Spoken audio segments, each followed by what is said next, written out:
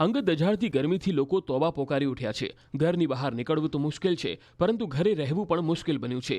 એસી વગર લોકો રહી શકતા નથી, ત્યારે આગ ઓગતી ગરમી એસી કુલરના વેપારીઓ માટે આશીર્વાદરૂપ બની છે। ઇલેક્ટ્રોનિક્સની દુકાનમાં એસી કુલર ખરીદવા માટે પડાપડી થઈ રહી છે।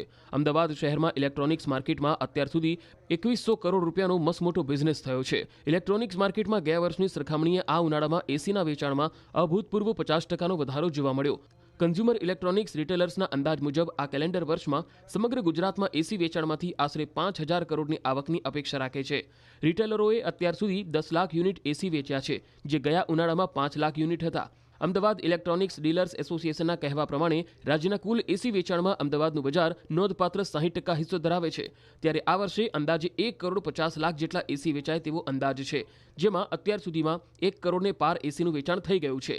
હાલ એસી ખરીદ્યા બાદ લગાવવા માટે પણ 2 થી 3 દિવસનું વેઇટિંગ ચાલે છે। અમદાવાદમાં ગ્રાહક એસી ખરીદવા આવે ત્યારે 1.5 ટન અને 3 સ્ટારની ખરીદીનો આગ્રહ રાખે છે, જે અંદાજે 30,000 થી 40,000માં મળી જાય છે। જે દર વખતે અમે લોકો 2 થી 2.5 લાખ એસી દર વખતે વેચીએ છીએ, આ વખતે 4 થી 5 લાખ એસી સુધી વેચવાનો અંદાજ છે આખા વર્ષમાં, આખા ગુજરાતમાં, અને લગભગ 3 થી 4,000 કરોડ વચ્ચેનું ટોટલ ટર્નઓવર થશે। વાત કરીએ આગ ઓગતી ગરમીમાં એસીના વેચાણમાં ગરમાવો આવ્યો છે, તો એની સાથે જ હવામાન વિભાગે પણ ગુજરાતવાસીઓ માટે રાહતના સમાચાર આપ્યા છે। હવામાન વિભાગે ગરમીમાં આંશિક ઘટાડાની શક્યતા દેખાડી છે। હવામાન વિભાગ અનુસાર આજથી રાજ્યમાં તાપમાનમાં 2 થી 3 ડિગ્રીનો ઘટાડો નોંધાઈ શકે છે। હાલ ગુજરાતમાં ગરમી અંગે કોઈ એલર્ટ નથી, ત્યારે હવામાન વિભાગના મતે 24 કલાક સુધી અમદાવાદ અને ગાંધીનગરમાં 44 ડિગ્રી સુધીનું તાપમાન રહી શકે છે।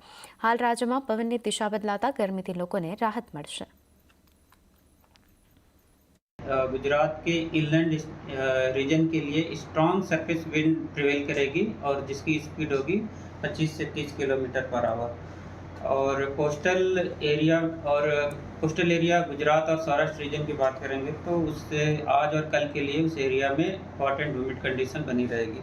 मैक्सिमम टेम्परेचर 2 से 3 डिग्री सेल्सियस का ग्रेजुअल फॉल होगा। और विंड की डायरेक्शन की बात करेंगे तो लैंड रीजन पे गुजरात के लैंड रीजन पे जो विंड प्रिवेल करेगी वो westerly to south westerly wind prevail करेगी।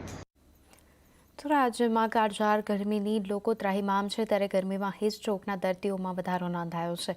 અમદાવાદની સોલા સિવિલમાં ઓપીડીમાં પણ વધારો થયો છે। એક સપ્તાહમાં 10,221 ઓપીડી કરવામાં આવ્યા, તો સાથે જ ગરમીના કારણે ડેન્ગ્યુ, મલેરિયા, ચિકનગુનિયાના કેસમાં પણ વધારો થયો છે। हमारी हॉस्पिटल में लगभग गया अठवाडिया में 10,221 दर्दियों ओपीडी में आवेला तथा दाखल दर्दियों 1127 हमारी हॉस्पिटल में गया अठवाडिया में नोंधाया था। स्ट्रोक की बात करिए तो अत्यारे हमारी हॉस्पिटल में स्ट्रोक में 3 पेशेंट दर्दी दाखल है। तथा डेंग्यू, मलेरिया, चिकनगुनिया ने बात करूँ तो डेंग्यू में लगभग गया अठवाडिया में हमारी हॉस्पिटल में 49 सेम्पल लेवामां आवेला, एमांथी 8 पॉजिटिव दर्दी जोवा मळेला। તો કાળઝાળ ગરમીમાં શાકભાજીનો પાક સુકાયો, ઉત્પાદનને થઈ મોટી અસર। તાપીમાં ભીંડાની ખેતી કરતા ખેડૂતો ભરાઈ ગયા।